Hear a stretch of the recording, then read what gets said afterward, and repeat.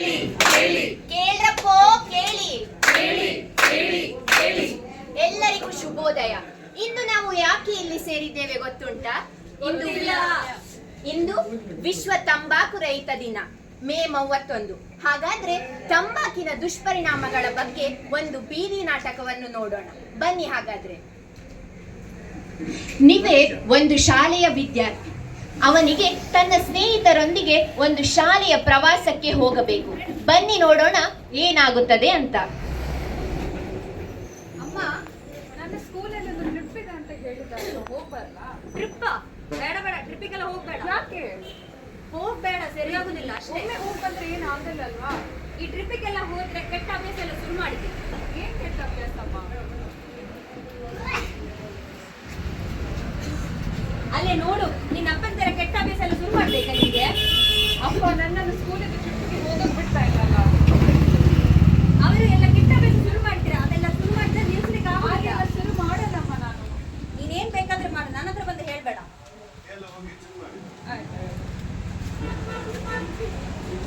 ಮಕ್ಕಳು ಶಾಲೆಯ ಪ್ರವಾಸಕ್ಕೆ ತೆರಳಿದ್ದಾರೆ. ನೋಡುವ ಏನಾಗುತ್ತದೆ ಅಂತ. ಈ ಜಾಗ ತುಂಬಾ ಚೆನ್ನಾಗಿದೆ. ಹೌದು, ತುಂಬಾ ಚೆನ್ನಾಗಿದೆ. ನಾನು ಈಗ ಬಂದೆ. ಎಲ್ಲಿ ಹೋಗ್ತಾ ಇದೀಯಾ? ಸ್ವಲ್ಪ ಕೆಲಸ ಇದೆ. ಎಂತ ಕೆಲಸ? ನಾನು ಬರ್ತೇನೆ ಸ್ಕೂಲ್ ಮಾಡ್ಲಿಕ್ಕೆ. ಟ್ರೈ ಮಾಡ್ತೀರಾ? ಬೇಡ ಬೇಡ, ಒಳ್ಳೇದಲ್ಲ. ಒಮ್ಮೆ ಹೋದ್ರೆ ನೀನ್ ಸ್ವಲ್ಪ ಒಮ್ಮೆ ಟ್ರೈ ಮಾಡಿ, ಇದು ಆಗಲ್ಲ. ನೀವು ಹೋಗಿ, ನಾ ಬರಲ್ಲ. ಸರಿ ಆಗುತ್ತೆ, ನಾವು ಬರ್ತೇವೆ.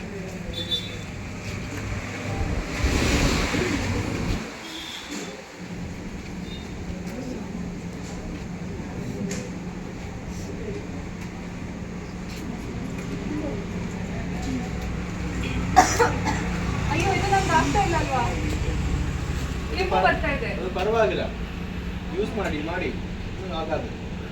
ಮಜ್ಜ ಸಿಗತ್ತೆ. ಆಗ್ತಾ ಇಲ್ಲ, ಅದು ಬೇಡ ನನಗೆ. ನೀನು ಈ ತಂಬಾಕೂರಲ್ಲಿ ಅಷ್ಟು ಟ್ರೈ ಮಾಡು. ಅದು ಒಳ್ಳೇದಾ? ಅದರಲ್ಲಿ ಅಷ್ಟು ಕಫ್ ಬರಲ್ಲ. ಹಾಗಾದ್ರೆ ಅದೇ ಟ್ರೈ ಮಾಡ್ಕೊಳ್ತೀನಿ ನಾನು.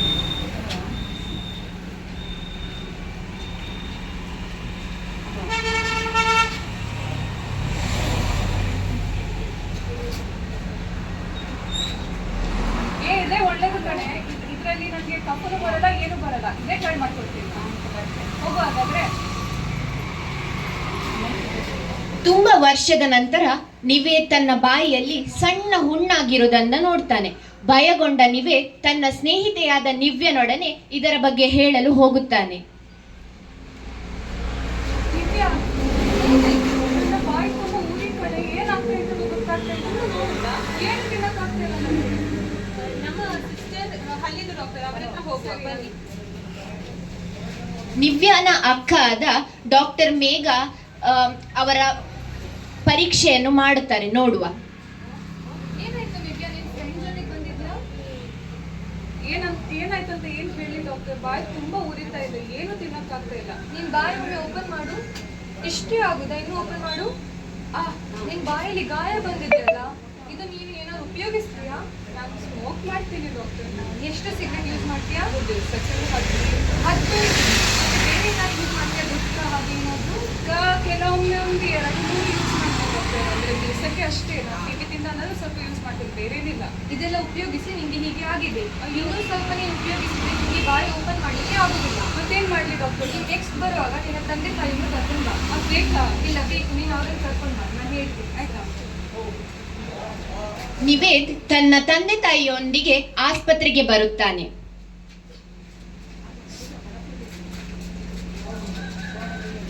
ನಿನ್ನ ತಂದೆ ತಾಯಿ ಬಂದಿದ್ದಾರಾ? Good morning doctor. ಅವ್ರಿಗೆ ಏನಾಯ್ತು ಡಾಕ್ಟರ್? ಅಂದ್ರೆ ಅವರಿಗೆ ಈಗ ಬಾಯಲ್ಲಿ ಒಂದು ಗಾಯ ಆಗಿದೆ. ಅವ್ರು ಏನಾದ್ರು ಉಪಯೋಗಿಸಿ ಗುಟ್ಕಾ ಬೀಡಿ ಹಾಗೆ ಏನಾದ್ರು ಉಪಯೋಗಿಸಿ ಅವರ ಬಾಯಿಗೆ ಒಂದು ಕ್ಯಾನ್ಸರ್ ಫಸ್ಟ್ ಸ್ಟೇಜ್ ಅಲ್ಲಿ ಬಂದಿದೆ. Cancer doctor? ಅಯ್ಯೋ, ಆರಾಮಾಗಿ. ನಮ್ಮ ಮನೆಯಲ್ಲಿ ಯಾರಾದ್ರೂ ಉಪಯೋಗಿಸ್ತಾರಾ? ಇವರು ಉಂಟಲ್ಲ ಡಾಕ್ಟರ್, ಎಷ್ಟು ಸತಿ ಹೇಳ್ತೀನಿ ನನಗೆ ಸಾಕಾಯ್ತು. ನೀವೊಂದು ಹೇಳಿ. ನೀವು ಸ್ವಲ್ಪ ಕೇರ್ಫುಲ್ ಆಗಿರ್ಬೇಕು. ಇವರಿಗೆ ಬಾಯಿಯ ಕ್ಯಾನ್ಸರ್ ಫಸ್ಟ್ ಸ್ಟೇಜ್ ಆಗಿದೆ. ಈಗ ಅದು ನಿಲ್ಸಿದ್ರೆ ನಮ್ಗೆ ಏನಾದ್ರು ಹೆಲ್ಪ್ ಮಾಡ್ಬೋದು. ನೀವು ಸ್ವಲ್ಪ ಕೇರ್ಫುಲ್ ಆಗಿರ್ಬೇಕು. ಅವಾಗ ನೀವು ಈಗ ಎಂತ ಮಾಡ್ಬೇಕು ಡಾಕ್ಟರ್? ಈಗ ಅಂದ್ರೆ ಒಂದೇ ಟೆಸ್ಟ್ ಮಾಡಿ ನೋಡುವ.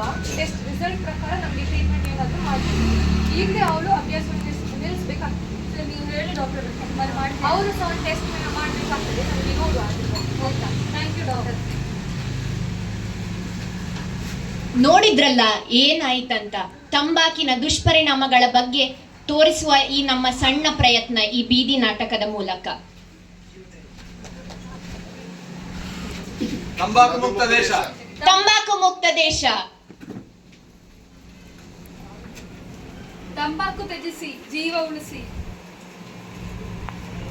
ನಶಾಮುಕ್ತ ಭಾರತ, ದೇಶ ಸುರಕ್ಷಾ. ಧೂಮಪಾನದ ನಗೆ ಮನೆ ಮುಂದೆ ಹೋಗಿ. ತಂಬಾಕುವಿನ ಮಜ ಜೀವನಕ್ಕೆ ಸಜ್ಜೆ. ಎಲ್ಲ ಓಕೆ, ತಂಬಾಕು ಯಾಕೆ? ಜೀವನವನ್ನು ಆಯ್ದುಕೊಳ್ಳಿ, ತಂಬಾಕನ್ನಲ್ಲ.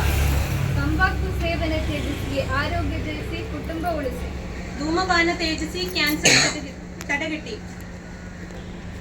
ತಂಬಾಕು ಉದ್ಯಮದ ಹಸ್ತಕ್ಷೇಪದಿಂದ ಮಕ್ಕಳನ್ನು ಸುರಕ್ಷಿಸೋಣ. ಧನ್ಯವಾದಗಳು.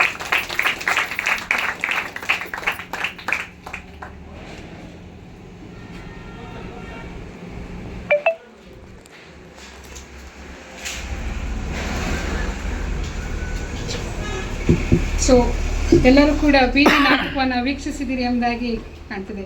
ಸೊ ಈ ವರ್ಷದ ವಿಶ್ವ ತಂಬಾಕು ರಹಿತ ದಿನಾಚರಣೆ ಅಥವಾ world no tobacco day theme ಏನಪ್ಪ ಅಂತ ಹೇಳಿದರೆ protecting children from the tobacco industry interference. ಅಂದರೆ ತಂಬಾಕು ಉದ್ಯಮದ ಹಸ್ತಕ್ಷೇಪದಿಂದ ಮಕ್ಕಳನ್ನು ನಾವು ಸಂರಕ್ಷಿಸೋಣ. ಗೊತ್ತಿಲ್ಲದೆಯೂ ಮಕ್ಕಳನ್ನು ತಂಬಾಕಿನ ಸೇವನೆಗೆ ನಾವು ಒಳಪಡಿಸಿದ್ದೇವೆ. ಮಕ್ಕಳು ತಂಬಾಕು ಹಿಡ್ಕೊಂಡೇ ಸೇವನೆ ಮಾಡಬೇಕಂತಿಲ್ಲ, ಅವರೊಟ್ಟಿಗೆ ಇದ್ದರೂ ಕೂಡ ನಾವು ಕೂಡ ತಂಬಾಕಿನ ಸೇವನೆಗೆ ಒಳಗಾಗ್ತೇವೆ. ಅಷ್ಟೇ ದುಷ್ಪರಿಣಾಮಗಳನ್ನು ಅವರು ಕೂಡ ಎದುರಿಸ್ತಾರೆ. ಅದರಿಂದ